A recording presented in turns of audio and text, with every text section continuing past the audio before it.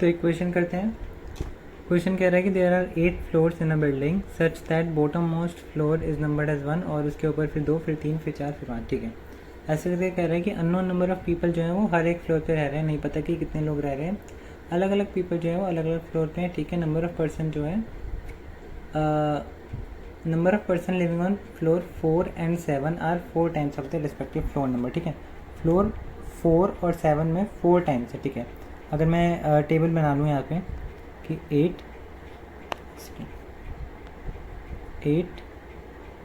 7 6 5 4 3 2 और 1। ठीक है, यहाँ पर जो है यहाँ पर इसका मतलब 4 टाइम्स है तो यहाँ 28 हो गए और यहाँ पे जो है 16 हो गए। ठीक है, ये हमें बताया हुआ है।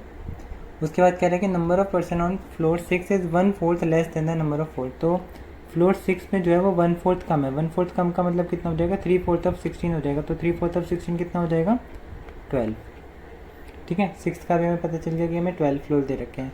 Number of person on floor 8 is 3 less than double person on floor. ठीक है, तो मैं यहाँ पर लिख लेता हूँ कि जो 8th फ्लोर पे जो है वो 3 लेस देन डबल है, मतलब कि डबल ऑफ ट्वाइस फ्लोर और माइनस का 3। ठीक है, 8th फ्लोर की हमें वो बन गई एक इक्वेशन। उसके बाद कह रहा है कि the difference between the floor on second और 7th floor is equal to the number of person living on 3rd floor. ठीक है, तो मतलब कह रहा है कि अगर 2nd फ्लोर पे जितने लोग हैं और 7th फ्लोर पे जितने हैं उनका जो डिफरेंस है वो 3rd फ्लोर पे जितने हैं उतना डिफरेंस आएगा। ठीक है, और कह रहा है कि person living on floor number 5 is a perfect cube. ठीक है, floor number 5 is a perfect cube और बट लेस देन और equal to the top number of floor. मतलब टॉप फ्लोर नंबर कितना है, 8 है, तो फिर 8 का क्यूब कितना हो जाएगा, 512 से कम है।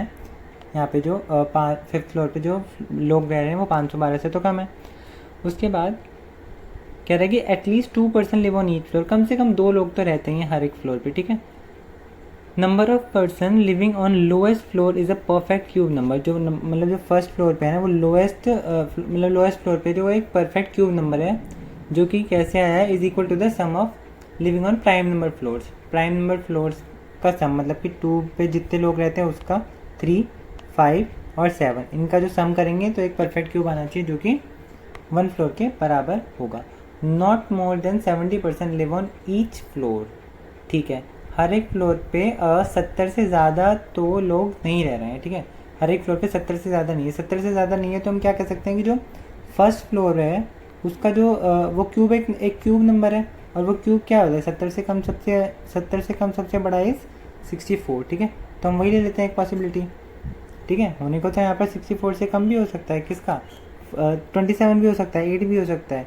ठीक है, लेकिन वो इन सब का सम करके आना है। सम करके आना है तो मैं सबसे बड़ी पॉसिबिलिटी यहाँ पे 64 ले रहा हूँ। ठीक है, अब जो है इसका मतलब है कि मुझे ऐड करना है। एक बार और पढ़ लेते हैं आगे क्या दे रखा है कि 2 more person live on 2nd floor as compare to the 3rd floor. ठीक है, मतलब कि 2 more person live on 2nd floor. अगर 3rd फ्लोर पर x पर्सन है तो 2 फ्लोर पे जो है वो x+2 दे रखा है। ठीक है, और बस ये सब हमें इक्वेशन दे रखे हैं, देखते हैं किसमें कितने कितने हो जाएंगे। सो अब हम क्या कर सकते हैं, ये बची हुई इक्वेशन को यूज़ कर लें। 2 फ्लोर और 7th फ्लोर का जो डिफरेंस है वो 3rd फ्लोर जितना होना चाहिए। ठीक है, तो हमें 7th फ्लोर का तो पता है कि उसके 28 लोग रह रहे हैं। 28 में से अगर मैं 2nd फ्लोर कितना मतलब x+2 मतलब माइनस कर देता हूँ। ठीक है, ये बोला ना इसमें कि 2 more person live on 2nd floor as compare to 3rd floor. ठीक है, ओके, अब इसमें से मैं माइनस कर देता हूँ तो 3rd फ्लोर पे x के बराबर आ जाएगा। तो -x से उधर जाके +x हो जाएगा तो 2x हो जाएगा और 28 में से 2 जाएगा तो 26। तो x की वैल्यू कितनी आ जाएगी, यहाँ से 13 वैल्यू आ जाएगी x की।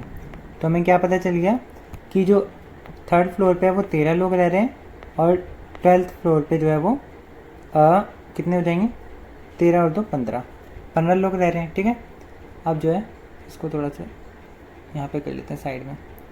अब हमारे पास अब हमें फर्स्ट फ्लोर की 64 है पर इसकी कंडीशन भी तो लगानी पड़ेगी। अब यहाँ पे 5th फ्लोर पे कौन कौन सा आ सकते हैं, 5th नंबर फ्लोर पे आ सकते हैं 70 से कम जो भी परफेक्ट क्यूब है। 70 से कम परफेक्ट क्यूब यानी इसके यहाँ पे भी 64 तक ही आ सकते हैं। तो 1 8 27 और 64 पॉसिबिलिटी हो सकती है। क्या 64 हो सकती है, नहीं हो सकती। क्यों, क्योंकि प्लस करके आना चाहिए, मतलब कि इन सबको प्लस करके 64 आना चाहिए। तो 64 तो नहीं होगी, तो एक बार मैं ऐड कर लेता हूँ किसको, 28 को ऐड कर लेते हैं, उसके बाद अभी 5th का देखते हैं, बाद में लेंगे। 2 और 3 को, मतलब कि 13 और 15 को मैं ऐड कर लेता हूँ, ठीक है। तो 5 3 8, 8 8 16, से लगा 1 2 3 4 और 5, 56 हो गए। 56 और मैंने पॉसिबिलिटी ली थी 64, ठीक है। इसमें से क्या जोड़ूँ, मतलब इसमें मुझे भी 5th फ्लोर के नंबर ऐड करना है ना, तो एक बार इसे मैं माइनस कर देता हूँ। तो अगर ये इन सब में से कोई आंसर आएगा तो 5th फ्लोर भी मिल जाएगा। माइनस करेंगे तो 8 आ रहा है, ठीक है, जो 8 यहाँ पे एक पॉसिबिलिटी बन रही है, ठीक है। तो फिर यहाँ पर ये एक पॉसिबिलिटी हो जाएगी, यहाँ पे भी मतलब एग्जैक्ट नंबर में पता चल गया कि जो 5th फ्लोर है उस पर 8% है, ठीक है। और फर्स्ट फ्लोर पे भी पता चल गया। और 8th फ्लोर पे कितना होंगे, सेकंड फ्लोर का डबल -3। सेकंड फ्लोर पे कितने हैं, 15, 15 दूनी 30, 30 में से 3 जाएगा तो कितना बचेगा, 30 में से 3 जाएगा तो 27, ठीक है। डबल द फ्लोर है ना, 15 दूनी 30, 30 - 3 इज 27। तो हमारे पास ये सारे हमारे पास केस हो गए। आई होप ये क्वेश्चन आपको समझ में आया होगा, ठीक है।